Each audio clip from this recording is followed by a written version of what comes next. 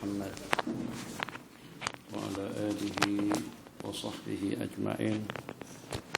رب اشرح لي صدري ويسر لي أمري واحلل عقدة من لساني يفقهوا قولي وبعد. Insyaallah kita akan mengambil masa dalam 50 menit, setengah jam dengan tadkirah, dan kira-kira dalam 20 menit dengan sisi interaktif soal jawab. Ahbabana fillah, mudah-mudahan dalam jangka 50 menit tidak ada sembarang gangguan yang mengganggu perjalanan kita di rumah Allah dalam majelis zikir, majelis ilmu. Dan mudah-mudahan kalaulah kita tidak terlibat dengan partai keadilan, tapi yang secara pasti kita harus bersikap adil dan bijaksana dengan diri pribadi kita masing-masing. Kita inginkan keadilan dalam hidup. Sebagaimana dengan kita tidak membawa Al-Quran atau juga sejadah atau juga dengan sumpah tasbih, kalau kita sebagai pakar-pakar spesialis, kita tidak akan membawanya ke ruang operit, ke ruang bedah. Kita tidak akan membawanya ke kelang-kelang kalau kita sebagai pekerja kelang di Petronas atau juga dengan GES. Begitulah dengan tempat-tempat kerja yang seumpamanya. Sehingga boleh kita pastikan yang pada waktu kita sedang di ruang kerja, kita tidak mengubudiahkan ruang kerja dan juga tidak menyibukkan diri kita dengan ibadah. Karena kita sedang berada di tempat kerja. Sehingga dengan klinik pergigiannya atau juga dengan klinik-klinik yang seumpamanya, dengan mereka tidak ada yang pada masa pesakit sedang berobat terus kita membaca Yasin atau kita baca kursi, itu tak ada. Atau juga pada itu dengan kita masuk ke sebuah kelang, katakan saja dengan proto juga dengan pradua. Tidak ada yang pada saat ketika itu dengan kita berzikir dan bertasbih. Kenapa? Sebab kita nakkan supaya konsentrasi dan fokus dengan pekerjaan yang kita kerjakan. Begitu juga dengan tukang masak. Tukang masak tidak akan menyibukkan dirinya dengan zikir dan juga dengan bacaan, ataupun juga dengan pengajian maupun juga dengan tilawah pada waktu sedang meracik-racik bumbu dan masakan. Bumbu resipi daripada masakan. Bahkan yang buat lebih ringan daripada tukang masak pun seperti tukang bancok teh, melu, susu, teh tarik, tongkat ali pun juga pada saat ketika itu mereka tidak akan menyibukkan diri mereka dengan membaca ayat kursi ataupun juga Yasin. Mudah-mudahan dapat dipahami dengan bahasanya, yang pada saat ketika dengan kita dengan kerja kita masing-masing, kita tidak menyibukkan diri kita dengan ibadah, karena kita akan konsentrasi fokus kepada pekerjaan, supaya kita boleh buat kerja yang elok, buat kerja yang cantik, buat kerja yang ideal. Tapi begitu tak kira-kira pada waktu kita beribadah. Kenapa dunia kita bawa dalam ibadah? Kenapa handphone kita bawa dengan ibadah? Kenapa Facebook kita bawa dalam ibadah? Kenapa WhatsApp kita bawa dengan ibadah?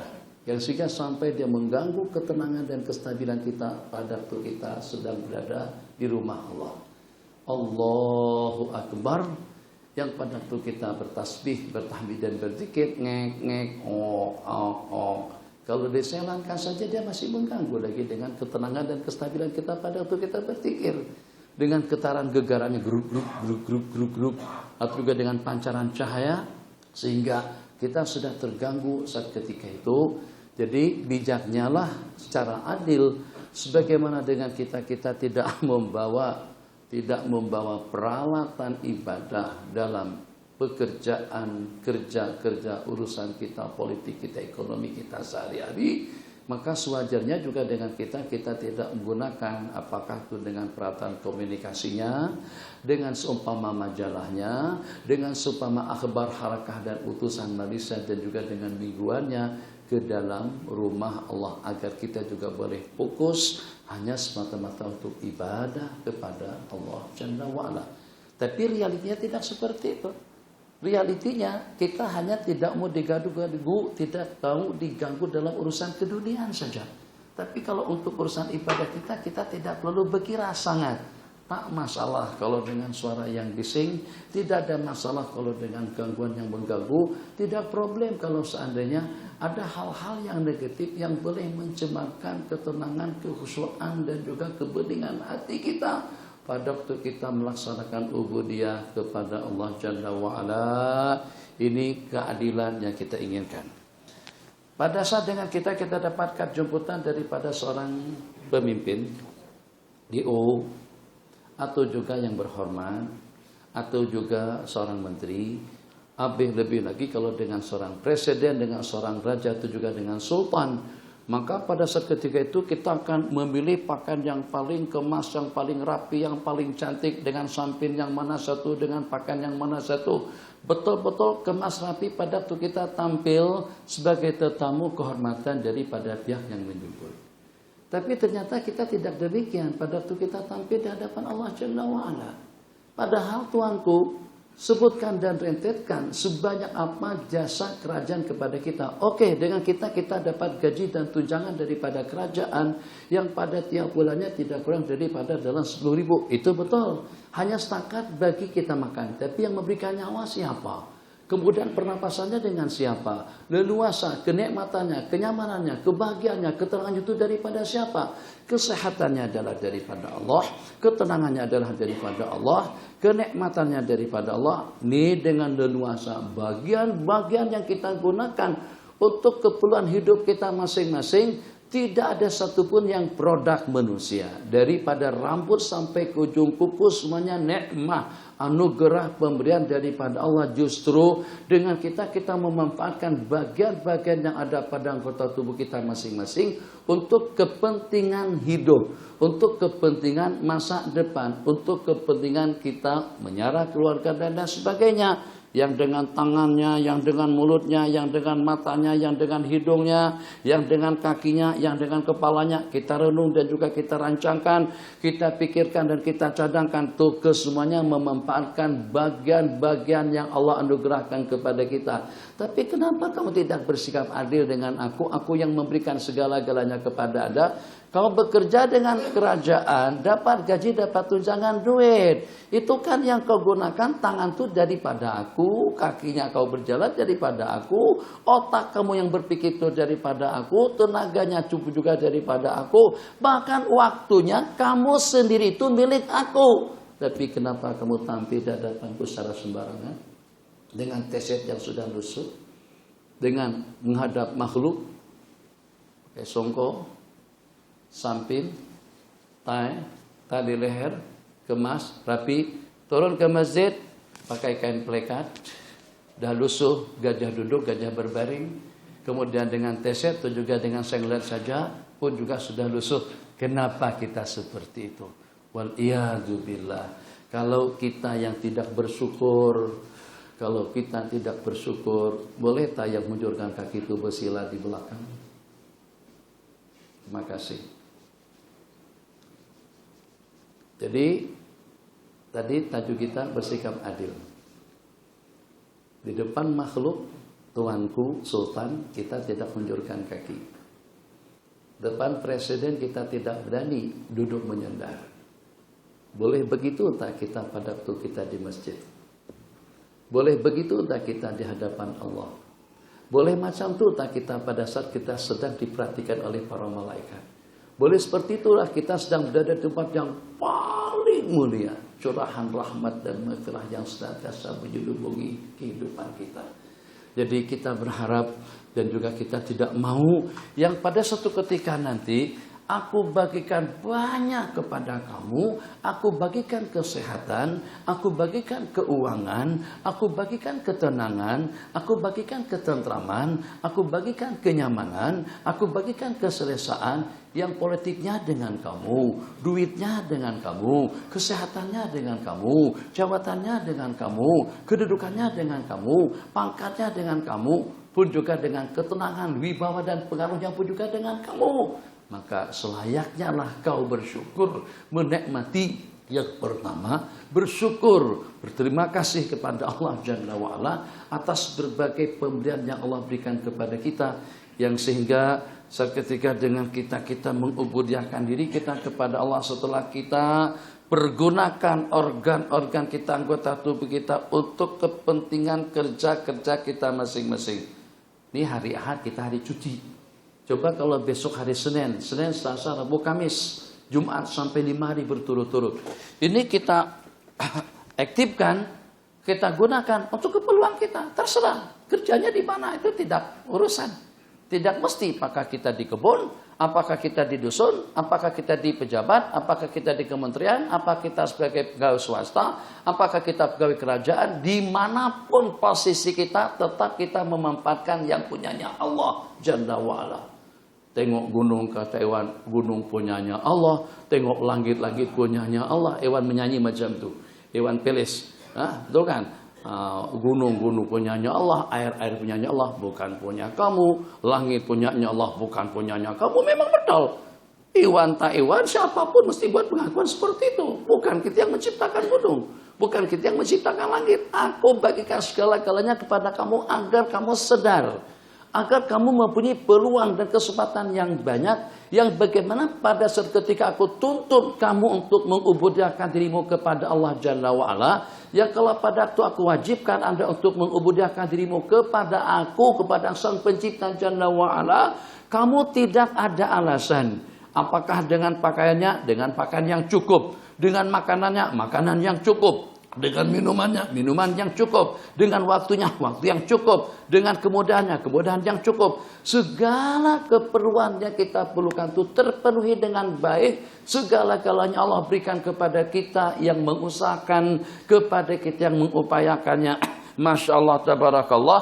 Maka bersikap adil dan bijaksana kepada diri pribadi kita masing-masing. Kita tidak mau tampil sopan santun, hormat, ta'zim di depan makhluk yang kerdil, siapapun makhluk tersebut, sebab kehidupannya akan berakhir dan juga akan disudahi oleh kematian. Tapi pada waktu kita tampil di hadapan Allah Jalla wa'ala, ternyata kita secara santai tidak seperti itu. Sebagaimana kita boleh tenang, sebagaimana kita boleh fokus pada saat mengikuti belanjawan semalam itu, betul-betul semuanya ya ikut bersidang dengan Datuk Najib. Saya tidak mengikuti, tapi beritanya lebih kurang macam itu, semuanya tumpuan. Berapa belanjawan untuk olahraga atau untuk sukan, berapa belanjawan untuk pendidikan, untuk pertahanan, untuk industri, untuk perniagaan, untuk itu, untuk ini. Tidak ada yang sibuk pada seketika itu, tidak ada yang berwhatsappan, tidak ada yang ber-SMS-an. Semuanya memberikan tumpuan perhatian sepenuhnya. Kenapa? Sebab itu masa depan negara. Oke, itu masa depan negara.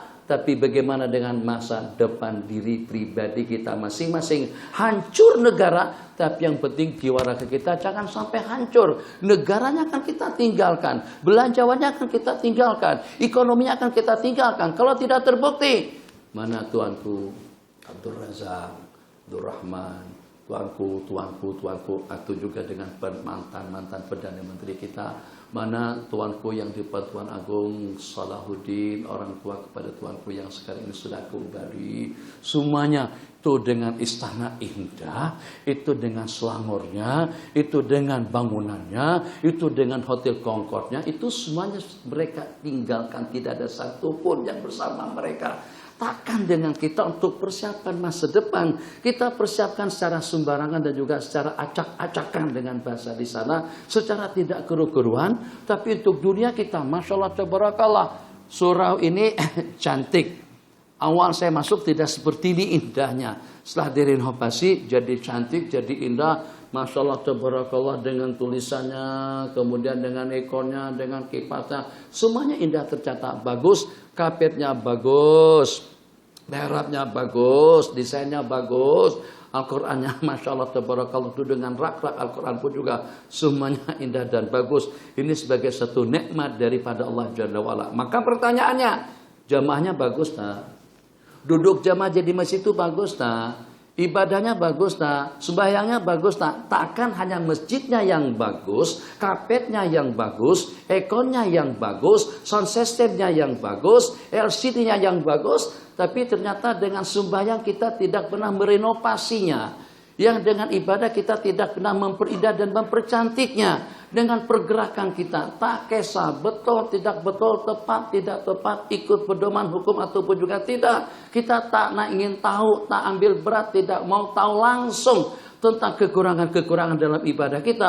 Apakah sudah bagus? Aku bagikan yang bagus kepada Anda dan aku bagikan kamu leluasa untuk memilih dan memilah dan juga untuk membeda-bedakan harum, cantik, indah. Mata kita dapat membeda-bedakan. Tengok, kira-kira kalau kita melihat kawasan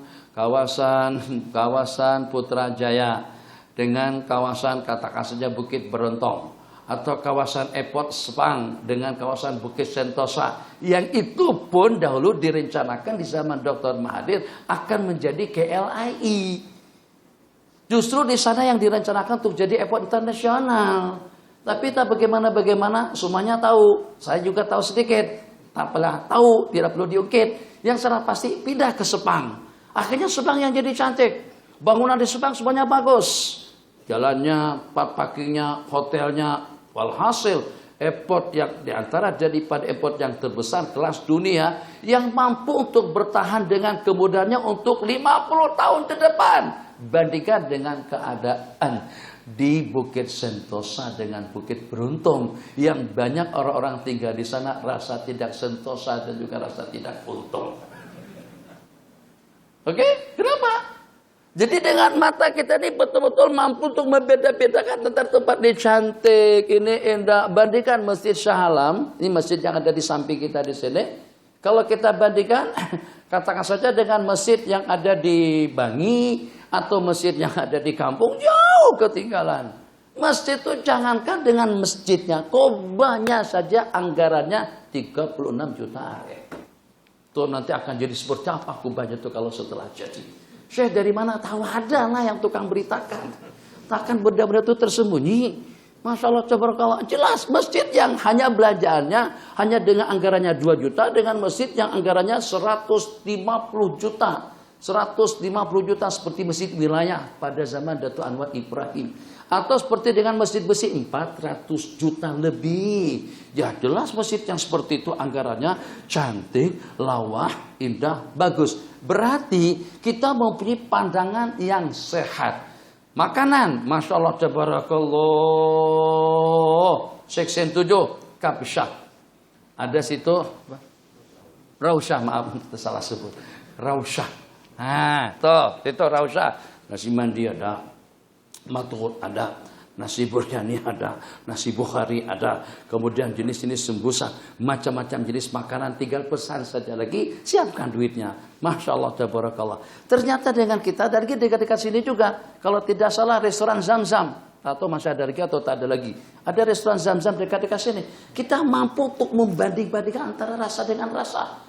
Sanggup untuk kita menempuh jarak yang jauh, yang penting selera kita terpenuhi. Ini mandi, ini juga mandi. Yang ini Taj Hadramot.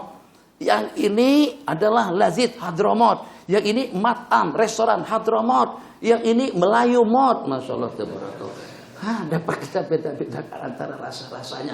Takkan dengan kita yang sudah pandai membeda-bedakan rasa, membeda-bedakan bentuk, membeda-bedakan tempat, membeda-bedakan pakaian. Ini cantik, ini lawa, ini indah. Perempuan juga, Masya Allah, tabarakallah.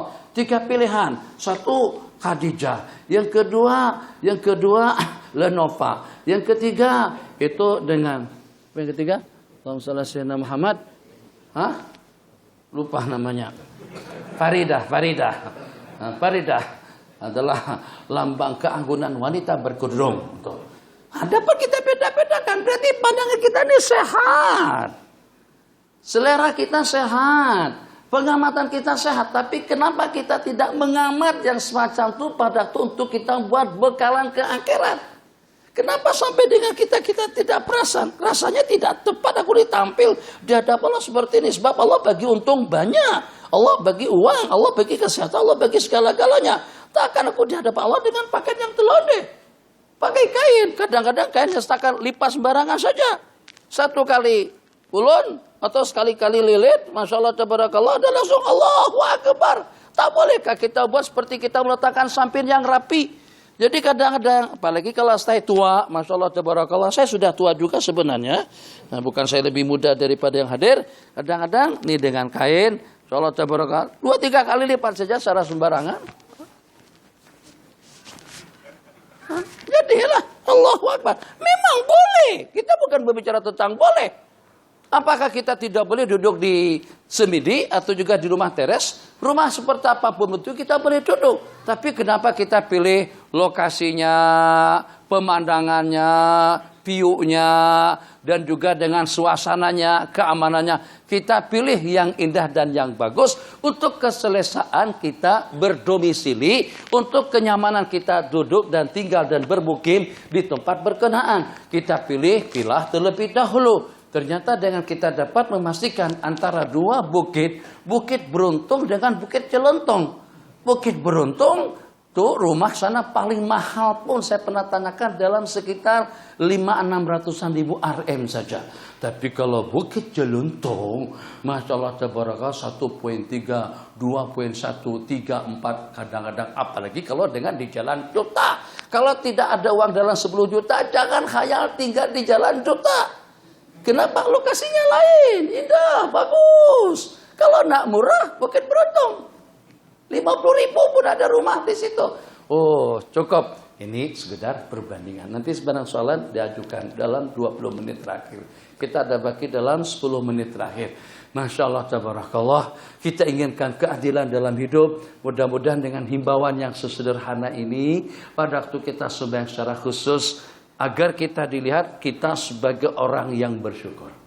Insya Allah sehatannya akan bertambah, rezekinya akan bertambah, ibadahnya akan bertambah, ketenangannya akan bertambah, kehusuannya akan bertambah, kemuliaannya akan bertambah, keagungannya akan bertambah, ibadahnya akan bertambah, zikirnya akan bertambah. Kenapa?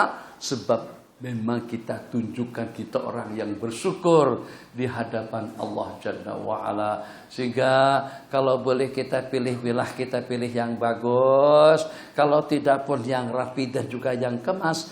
Yang pada waktu kita di rumah Allah Jalla wa'ala, agar Allah senantiasa jemput kita untuk kita datang ke masjid, agar kita senantiasa selalu datang ke rumah Allah Jalla wa'ala. Maka buat perbandingan pula, kali pertama kita berjumpa, kalau abang jemput saya, menamu ke rumah, setelah saya sampai ke rumah, saya duduk hunjurkan kaki, duduk sembarangan, duduk sendal situ, ada juga kursi abang yang goyang, saya duduk ke kursi, angkat kaki seperti ini. Sebelum Anda balik, sebelum saya balik di rumah abang, abang sudah menyesal dan jemput saya datang ke rumah. Apa makhluk apa begini? Tidak ada sopan santunnya, langsung menamu ke rumah orang. Oke, bagus. Itu bagus. Sehingga kita rasa geram. Kenapa? Saat meniarap, saat bertelantang, saat hunjur kaki, saat duduk atas kursi, saat duduk atas meja, keberatan abang. Dalam hati, tobat-tobatan nasuha. Aku tak nak lagi jemput makhluk yang macam ini. Kenapa kita tidak buat benda yang sama pada waktu kita menjadi tetamu Allah? Saat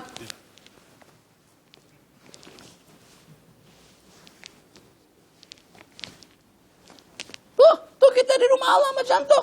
Allah tak tengok kah? Allah tidak tahu kah? Itu permasalahannya.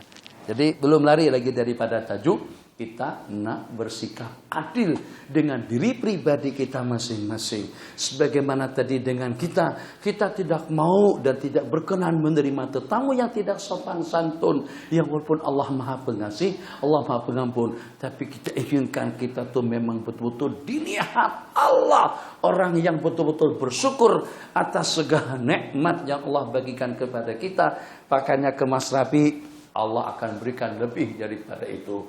Hatinya tenang dan nyaman, Allah akan berikan lebih daripada itu. Kehidupannya bahagia dan selesa, Allah akan berikan pembelasan, akan lebih daripada itu. Kenapa? Sebab kita menganggap besar, memandang tinggi, memandang indah segala nikmat anugerah pemberian yang Allah berikan kepada kita.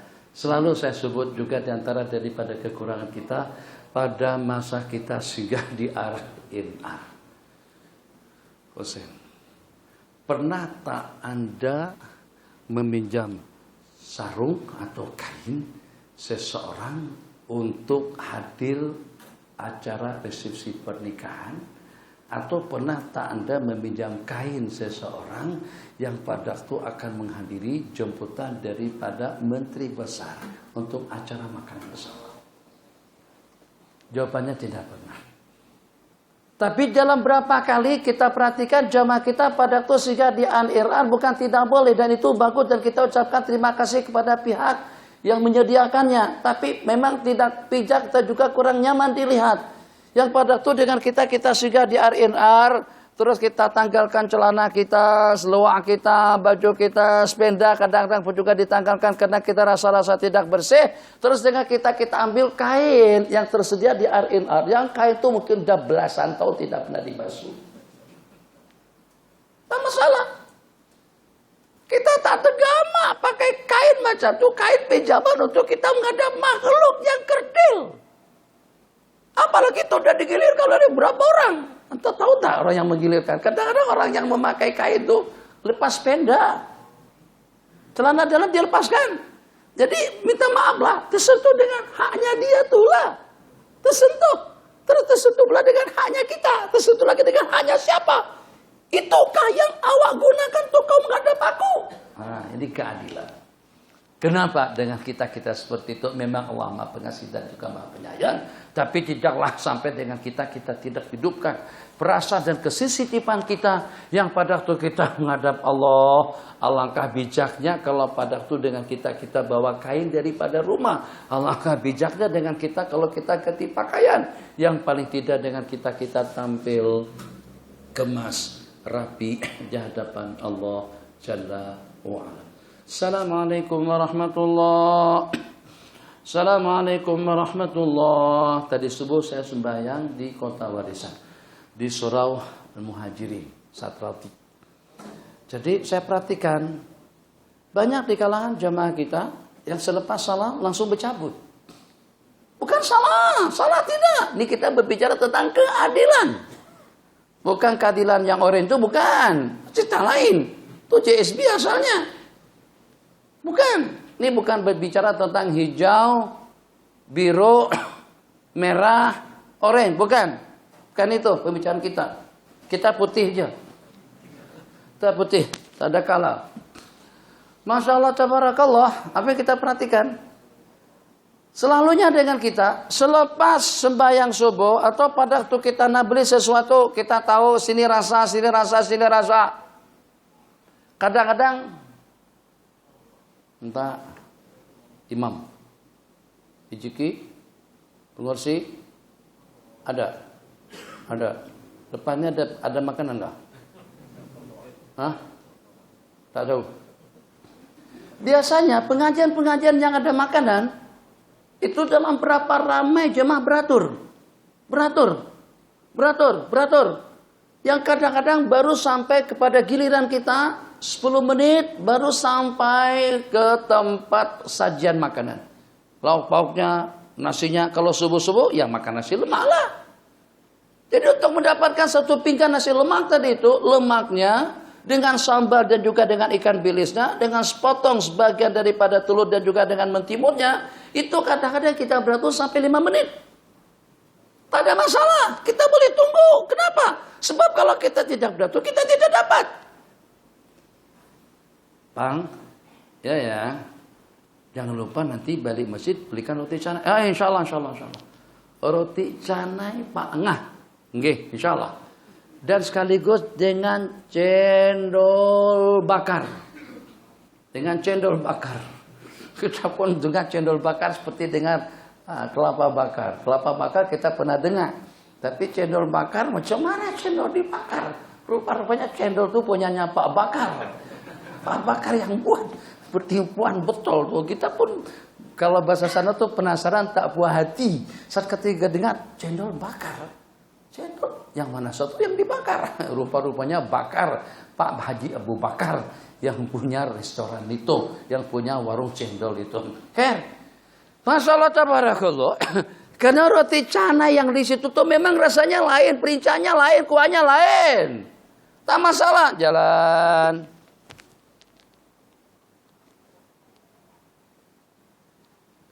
Satu persatu, di lain satu persatu. Itu kadang-kadang sampai 10 ke 15 menit tak kisah, tetap juga kita beratur. Lama mana? Selepas dengan kita sembahyang subuh dan selepas kita melaksanakan sembahyang maghrib, banyak dengan kita tidak melaksanakan amalan-amalan sunnah itu secara tepat. Yang dengan kita baru saja salam kita sudah langsung menyendar ke belakang atau juga berdiri, lebih-lebih lagi yang bercabut. Kan tadi bukan masalah tidak boleh dapat, tapi kalau kita tidak beratur di situ, kita tidak akan kebagian roti canai yang dijual. Maka karena kita ikut aturan daripada hukum. Kalau selepas sembahyang maghrib, kalau selepas sembahyang subuh, baca la ilaha illallah wahdahu la syarikalah, lahul mulk wa lahul hamdu yuhyi wa yumitu wa ala kulli syai'in qadir. Aturannya sebanyak 10 kali.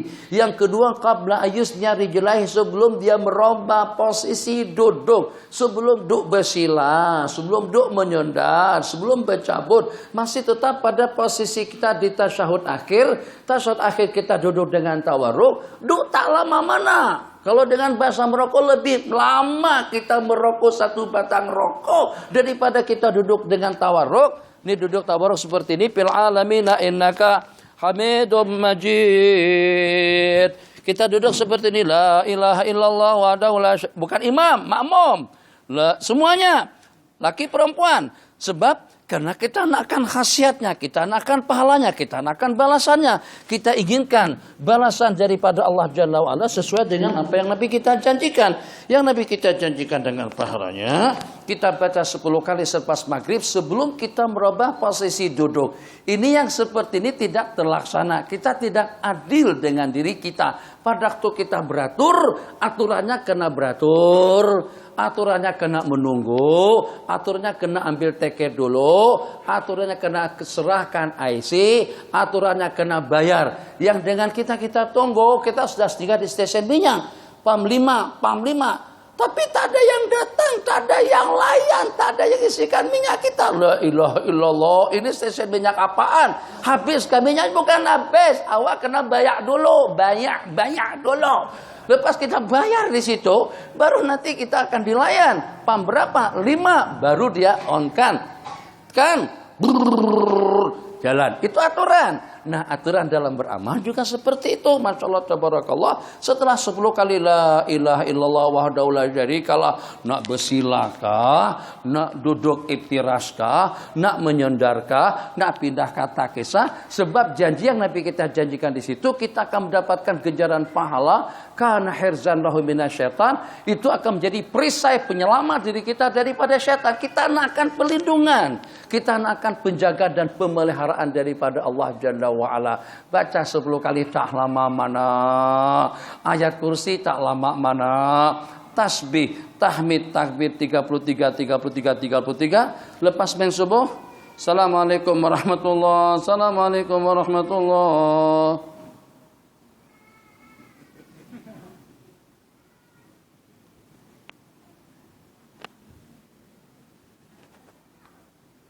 Tak payah tengok, buktikan besok. Kan kita tidak adil.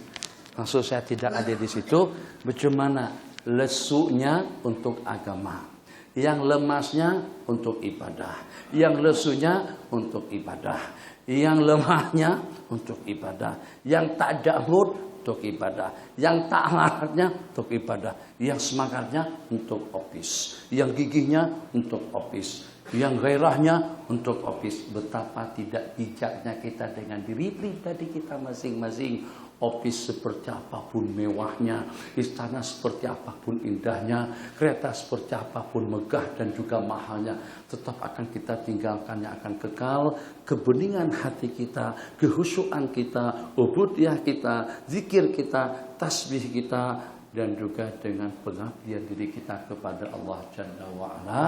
Maka agar segala sesuatu dapat terlaksana dengan baik, kita ingin bersikap adil, bersikap baik dengan diri pribadi kita masing-masing. Kita tidak mau merugikan mata. Mata sudah kita pandangkan, telinga sudah kita dengarkan, mulut sudah kita percakapkan, kaki sudah kita langkahkan untuk kerja-kerja dan keperluan kita masing-masing. Bagikan habuan untuk kaki berdiri di hadapan Allah. Bagikan habuan untuk mulut dengan berzikir mengingat Allah. Bagikan habuan mata. Bangun kemarin itu pada pukul 3 pagi.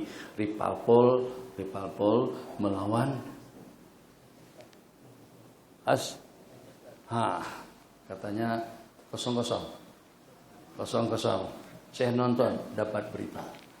Masya Allah, tabarakallah. Bagi habuan mata untuk menata bacaan, untuk membaca tulisan, untuk baca Quran, untuk baca zikir. Sebab sudah kita perlihatkan Facebook, WhatsApp. Kita juga kita untuk kita berikir subhanallah, subhanallah. Jadi sudah banyak kita gunakan untuk type maklumat, informasi kepada grup WhatsApp kita. Terakhir, waktu sudah habis. Allahumma shalli ala sayyidina Muhammad. Peluang tidak akan selama-lamanya kepada kita. Maka sebelum kita berhijrah, supaya jangan sampai kita dihijrahkan secara mendadak, yang sehingga kalau pada waktu kita dihijrahkan oleh Allah Jalla wa'ala, Allah hijrahkan daripada jabatan, itu Datuk Najib akan terpilih kembali sebagai Perdana Menteri. Saya rasa tipis harapan. Sebab Hishamuddin pengen mau jadi Perdana Menteri. Mungkin juga dengan Dr. Zaid Hamidi pun juga pengen mau jadi Perdana Menteri. Banyak beratur untuk jadi Perdana Menteri. Jadi untuk mengekalkan jabatan tidak boleh. Kalau tidak ambil peluang dan kesempatan pada masa menjabat, kalau pada sudah tergeser, kalau pada sudah terambil kursinya sama orang lain, kita tinggal nyesal. Kenapa aku tidak berbuat? Kenapa aku tidak guna kesempatan? Di Ijiki juga, Masya Allah, tabarakallah. Kayaknya Ijiki ini akan ada pertukaran juga dalam masa-masa dekat ini. Nah, apa pada masa-masa yang telah lalu yang kita tanamkan, yang kita kongsikan, dan juga yang kita masyarakatkan di Ittihadiyah sini. Jadi, Masya Allah, tabarakallah, mungkin saja daripada generasi kepada generasi, daripada kumpulan pada kumpulan. Tapi kita orang yang pertama yang punya ide pada saat ketika itu, kita yang mencadangkan dan kita yang punya inisiatif. Mendapatkan sambutan kekal sampai beratus-ratus tahun. Pahalanya akan senantiasa selalu meluncur ke dalam dokumen ibadah kita sampai kepada hari kiamat. Nah, maka sebelum kita terhijrahkan dengan waktu, sebab kadang-kadang penghijrahan, perpindahan kita daripada sesuatu kepada perkara yang lain, itu kadang-kadang peranan daripada atasan, peranan daripada organisasi, peranan daripada ketua pengarah, pengaruh daripada manusia, kadang-kadang itulah peranan daripada waktu. Ya ima terhijrahkan daripada duitnya, atau daripada jabatannya, dan mungkin juga akan Allah hijrahkan daripada kesehatannya. Kalau sudah tak sehat, tuan, tuh abang semuanya sudah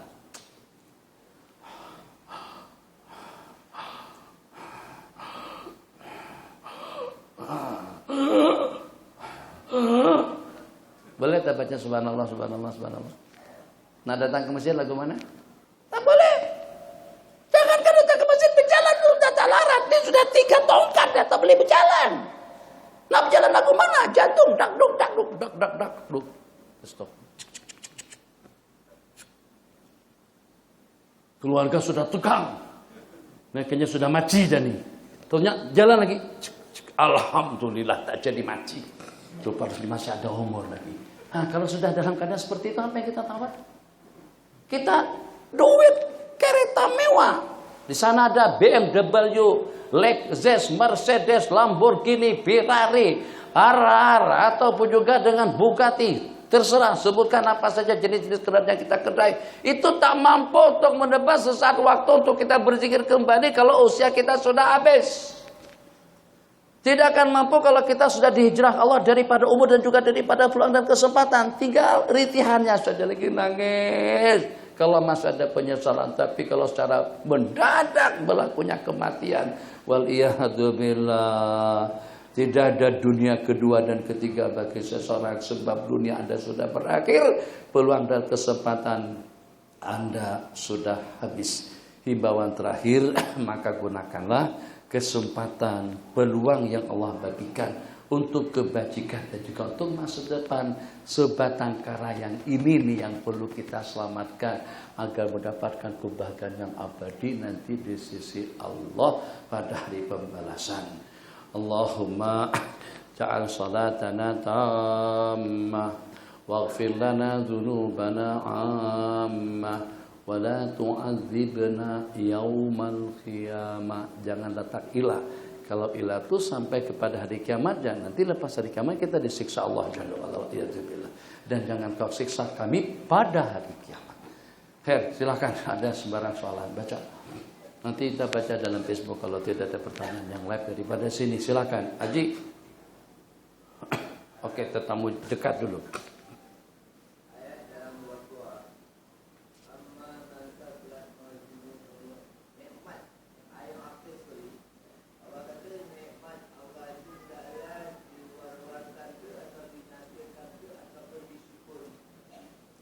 Wa amma bi ni'mati rabbika fahadits. Jadi akhir daripada surah Wadduha, dan dengan nikmat anugerah Allah Jalla wa'ala, hadis kau ceritakan. Jadi makna menceritakan di situ, cara kita mensyukuri nikmat, ada kalanya kita ceritakan, ada kalanya kita buktikan, ada kalanya kita syukuri. Jadi ulama mengatakan arti daripada bersyukur isti'malun ni'am ala ma khuliqa min ajliha. Menggunakan nikmat sesuai dengan tujuan matlamat Allah menciptakannya. Untuk apa Allah ciptakan tangan? Itu berarti kita bersyukur. Riwayat yang lain, innallaha idza an'ama ala 'abdin ni'matan innahu yuhibbu ayyara asara ni'matihi fi 'abdihi. Apabila Allah bagikan suatu kenikmatan kepada seseorang, Allah ridha dan suka melihat kesan nikmat yang Allah bagikan itu pada hambanya. Ini alhamdulillah Tuan Haji, untuk pencen saja 15.000. Itu belum pampasan yang khas malam tuh, masa pencen dapat 350.000 RM. Kemudian bulanan kita HB pun kita ada tuh, ada orang tua makan tak banyak mana. Haji makan bertambah kah? 2-3-4 kali tak ada. Kita tua bekas anak remaja 2-3-4 pinggan. Dulangnya pun kadang-kadang mereka makan. Kita hak tua nih makan tak banyak mana. Jadi takkan orang yang Masya Allah tabarakallah gajinya besar, duitnya banyak, kemampuan luar biasa, tapi tampil nampak seperti orang miskin, itu tidak memperlihatkan nikmat pemberian Allah Jalla wa'ala. Kita pun keberatan. Jadi misalnya, nih anak kita bagi duit, saban hari minta uang belanja 50 ringgit. Tapi Masya Allah tabarakallah, bagaimana dia juga punya mentality yang seperti apa? Ya kalau pada tuh beli pakaian yang bekas tuh. Kan ada pakaian yang 5 ringgit, 6 ringgit satu helai itu. Nah, beli yang itu. Kamu tuh anak Tan Sri. Bapak kamu di Tan Sri Ton. Bapak kamu di jutawan, takkan kau pakai baju buruk macam tuh. Malu kita. Allah yang bagikan kita segala nikmat, takkan dengan kita tidak tampil dengan penampilan yang memang menunjukkan kita tuh bersyukur dan membuktikan Allah bagi banyak kepada kita. Misalnya Allah bagi kita tenaga seperti Hulk Hogan. Hulk Hogan tuh ya zamannya saya lah. Zaman saya suka nonton Gusti, itu zaman Hulk Hogan, Andre Reporter, lepas segala macam. Jadi pada masa itu Hulk Hogan kan badannya besar. Takkan pada masa kita adakan gotong royong, ikat bata bancuk semen misalnya, atau ikat bata bancuk semen. Masya Allah tabarakallah, rata-rata budak-budak kecil tuh bawa bata 2. Kita bawa 1, jam badan kecil sedikit kita itu bawa 1 bata. Ya Arhamar Rahimin. Dari sana ambil gelas 1 gelas dah. Orang ambil 10 untuk melayan jamaah yang akan makan bersama. Kita ambil 1 cawan dari situ. Tak bebalai bahasa sini, tak bebalai dengan badan kita yang besar tadi itu. Ternyata itu yang kita lakukan. Nah, jadi amma binikmati rabbika fahadits, hadis kita nikmatkan alhamdulillah. Jadi yang walaupun ya apa adanya, tapi ada juga, boleh juga, Masya Allah, tabarakallah. Apalagi kalau tujuan untuk memotivasi hati orang. Tuhan ta'ala banyak sangat, tapi itu juga lah ya malam kadang-kadang bangun sembahyang 4 rakaat sembahyang sunat wudu, sembahyang sunat tobat, sembahyang sunat tasbih, kemudian diakhiri dengan sembahyang sunat witir. Alhamdulillah. Itu kita syukuri. Bukan tujuan untuk membangga-banggakan, untuk menunjuk-nunjukkan, tidak. Tapi sebagai tanda kesyukuran kita kepada Allah. Silakan. Assalamualaikum. Salam wabarakatuh. Apabila saya dan 3 rekan saya tiba di surau RNR untuk solat, Ya. kami dapati jemaah di dalam tahiyat akhir. Soalannya, adakah lebih afdal kami ikut solat di tahiyat akhir atau kami menunggu untuk imam memberi salam selesai solat kami mula solat jemaah? Ulama mengatakan sebaik-baik salat berjamaah itu kalau pada itu kita laksanakan daripada awal takbir sampai ke penghujung dengan ucapan assalamualaikum ke kanan dan ke kiri, yang dengan kita mendapatkan pahala jamaah secara lengkap daripada permulaan sampai penghujung, daripada permulaan sampai habis. Secara boleh saja. Jadi kalau kita rasa-rasa pasti akan ada jamaah kedua, kita lebih baik menunggu. Jangan buat jamaah kedua selama jamaah yang pertama masih belum selesai. Jadi kalau seandainya imam pada rakaat terakhir sekalipun dan kita ada kemungkinan akan mengadakan jamaah kedua dan memang kita datang rombongan, kita akan buat jamaah kedua, tak apa-apa. Kita tunggu selesai jamaah yang pertama dulu. Assalamualaikum warahmatullahi, assalamualaikum warahmatullahi, baru dengan kita qomat untuk melaksanakan jamaah yang kedua. Kenapa? Supaya kita dapat pahala berjamaah secara tuntas dari awal sampai akhir. Tapi kalau seandainya kita datang seorang saja, rasa-rasa tidak ada yang masbuk, rasa-rasa tidak ada yang akan mengikut kita, lebih baik dengan kita bergabung. Kalau seandainya kita takbir Allahu Akbar, lepas takbir sebelum duduk imam assalamualaikum warahmatullah, kita sudah dapat 27 kali ganda sembahyang berjamaah. Allah Maha Pemurah. Kalau kita seorang masuk kerja 1 hari saja dalam sebulan, itu rasa-rasanya kerajaan tak akan bagi gaji cukup, kecuali kalau perempuan hamil barangkali. Kalau dengan kita sehat segar bukar main golf saja saban hari, masuk kerja hari terakhir agak-agaknya dapat gaji 1 bulan tak? Enggak, bukan gaji 1 bulan, karena buang kerja kita. Itu karena kita bermuamalah dengan Allah. Last minute baru takbir selesai imam dah salam sudah dapat 27 derajat. Yang walaupun nyasakat berdua saja, imam dengan makmum jamaahnya pun juga dapat pahala 22 derajat. Ya Allah. Alang-alang. Ini putihnya di ujung ini yang paling sedap. Tapi di masjid sudah ghairil maghdubi alaihim waladdallin. Di luar nih. Amin masjid. Nak buang sayang.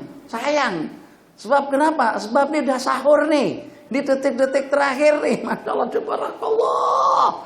Yang sehingga imam sudah Bismillahirrahmanirrahim. Qul huwallahu ahad. Allahus samad. Isapan yang terakhir. Masuk ke masjid, usalli fardhu dzuhri 4 rakaatin mustaqbilal qiblati ma'muman li ta'ala. Allahu akbar, ikut imam. Allahu akbar, rukuk. 4 rakaat, 1 rakaat. Bonusnya banyak. Bonus yang pertama, tak baca doa istiftah, tak baca Fatihah, tak baca surah, tapi dapat rakaat dengan imam. Kenapa? Sebab yang bagi balasan itu adalah Allah. Allah itu Maha Pemurah dan juga Maha Pengasih, yang walaupun hanya setakat dapat rukuknya saja dengan imam, tapi kita sudah mendapatkan rakaat. Makanya kata ulama, imam siapapun yang jadi imam, sunat kita memanjangkan masa rukuk dengan masa duduk tasyahud akhir. Kalau kita dengar ada orang datang, tapi bukan yang parking di sana tuh. Kita dihon dari luar, nah tuh pijak ke sana.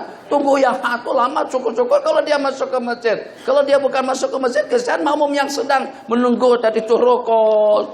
Allahu Akbar, di sana kita tohon kawan kita tet. Oh, tuh minta tunggu tuh.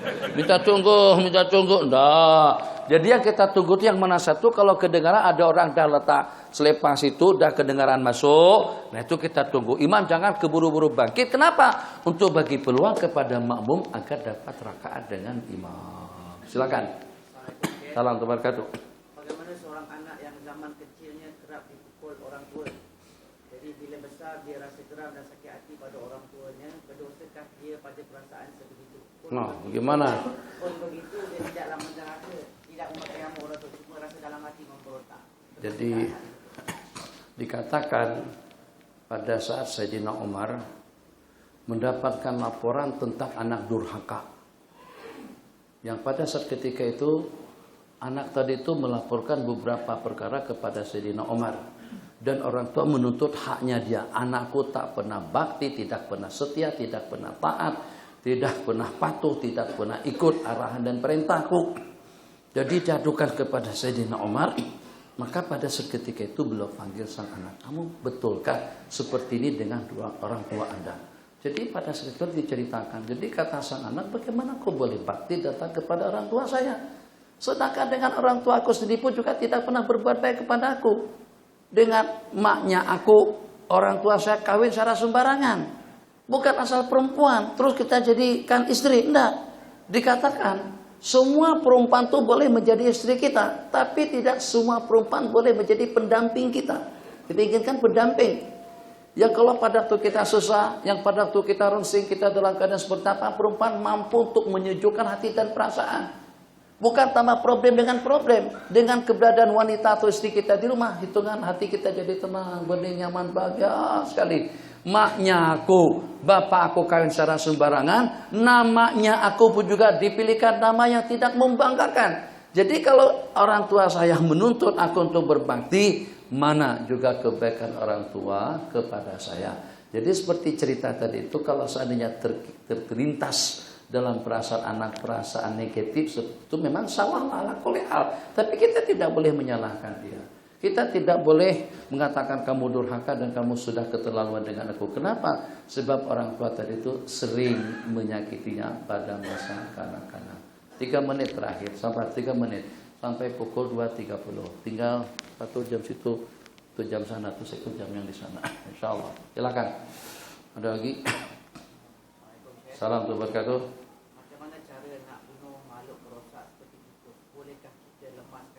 Itu macam mana kita nak bunuh tikus? Apakah kita perangkap dengan keranjang atau dengan sarang dengan besi itu, keranjang besi itu? Ini sekedar ya, kadang-kadang kita kan tak buat di tikus. Tikus kalau kita marahi dia kadang-kadang menjadi-jadi. Tak tahu dia dapat paham bahasa dari mana. Dia punya radar lebih canggih daripada radar kita. Kita sumpah misalnya kita sumpahi dengan bahasa sinilah. Nah, jangan terpanjat sangat, terpanjat sikit aja. Saya nak sebut beda. Kan kita di Mekah, ada Madinah kan. Kita sebut haram Mekah kan, tak ada masalah kan. Haram Madinah, tak ada masalah. Tapi kenapa kita terpanjat sangat dengan haram Jeddah? Pada Jeddah itu salah satu daripada tempat yang ada di sana. Itu untuk penafsiran saya lah. Mekah, haram Mekah, tanah haram Mekah. Orang Melayu terperanjat ketika dengan tuh Arab kata haram Jeddah, haram Jeddah, haram Jeddah. Oh, katanya tuh Arab pandai menyumpah macam kita juga. Enggak. Itu pemandu bus, dia pemandu taksi, dia cari penumpang. Ipoh Kuala Kansa. Maksudnya kita ke Ipoh dulu baru ke Kuala Kansa. Maksudnya juga macam tuh. Taksi aku nih ke tanah haram dulu, ke Masjidil Haram dulu, baru ke Jeddah. Haram Jeddah kata dia. Paham bahasanya? Jadi kalau kita sumpah macam itu sama tikus itu menjadi-jadi. Dia rusak sana, dia rusak sini. Jadi kadang-kadang kita simpan rasa geram juga. Begitu termasuk dalam keranjang besi tadi itu, tiba saatnya yaumul hisab, hari pembalasan, yaumul jasa. Jadi kadang-kadang kita tak katok kepala dia, tidak. Kita nyelamkan ke dalam air. Jadi bagi dia lemah, rasakan situ rasa nikmat, rasa puas hati rasanya. Bagaimana kira-kira semacam itu yang walaupun terhadap tikus, tetap kita tidak boleh berbuat seperti itu. Kalau nak bunuh secara elok. Terserah apakah secara elok itu dengan dipukul katok kepalanya kah, atau dengan dipijak kah, atau dengan cara disembelih. Bukan tak disembelih, kok tak ada orang yang beli tikus kan.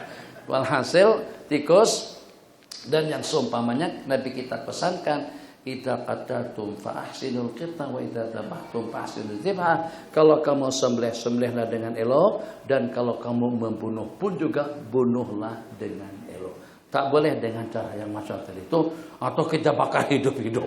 Allahu Akbar, kita tosok daripada punggung dia besi, terus kita buat tikus golek. Tidak boleh menyiksa seperti itu. 1 menit. Apakah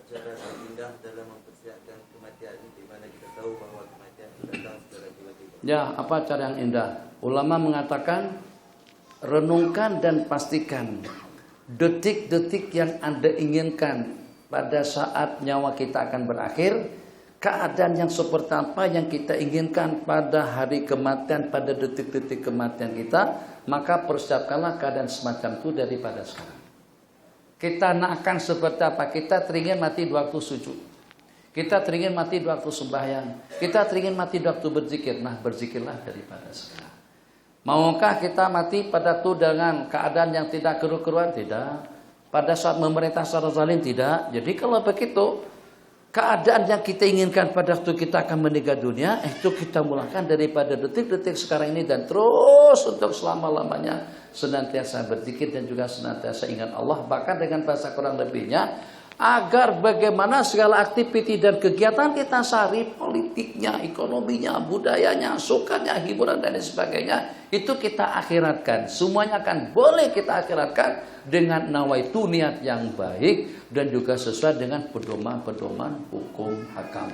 Sehingga insya Allah tidak akan ada yang sia-sia. Balik rumah, assalamualaikum, waalaikumsalam, warahmatullah. Rehat ya, untuk kesehatan. Tidurnya untuk kesehatan. Maka niatnya untuk kesehatan agar kita mampu untuk melaksanakan kegiatan-kegiatan, aktiviti-aktiviti kita sehari-hari, agar dengan kita mampu untuk mengubudiahkan diri kita kepada Allah. Maka makanan, minuman, pakaian, hiburan dan sebagainya pun akan menjadi kebaikan dalam hidup. Itu persiapan kita untuk kita kembali kepada Allah. Bukannya persiapan pada kita di masjid. Di sepanjang waktu 24 jam, sehari, seminggu, sebulan dan setahun sampai ke penghujung umur, itu kita siap dengan kematian, dengan arti tidak ada detik-detik waktu kita yang sia-sia. Kalau pada waktu tidur pun juga akan menjadi ibadah. Sakit pun juga ibadah. Santai pun juga ibadah.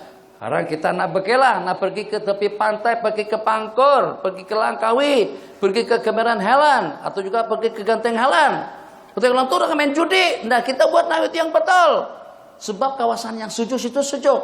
Kalau kita pergi ke Kemeran Helan jauh, Ganteng Helan dekat. Dekat Janda Baik, dekat Jibi, Jibi naik atas. Bukan Johor Bahru, Janda Baik. Nah, jadi naik situ sejuk untuk kita menghirup udara segar, sejuk dan juga dengan pemandangan yang indah satu. Dan mudah-mudahan setelah kita kembali daripada pemandangan yang indah akan menjadi indah ya Allah. Pemikiranku, ubudiyaku, zikirku, amalanku, yang sehingga itu juga akan menjadi kebajikan kepada kita. Kalau nanti dia sediakan makanan, nawaitu baca basmalah, guna tangan kanan, ucapkan hamdalah selepas kita makan. Kalau seandainya tinggal 3 ketui, sedangkan yang beratur masih ada 4 lagi di belakang, tak payah ambil. Kita boleh jam makan tak pakai lauk, kita bagi peluang 4 ketui itu untuk 4 orang yang di belakang. Dapat pahala isar sedekah kepada kawan-kawan yang di belakang. Subhanakallahumma wa bihamdika asyhadu an la ilaha illa anta astaghfiruka wa atubu ilaik. Rabbana atina fid dunya hasanah fil akhirati hasanah wa qina adzabannar. Amin. Walhamdulillahirabbil alamin. Allah bismillah.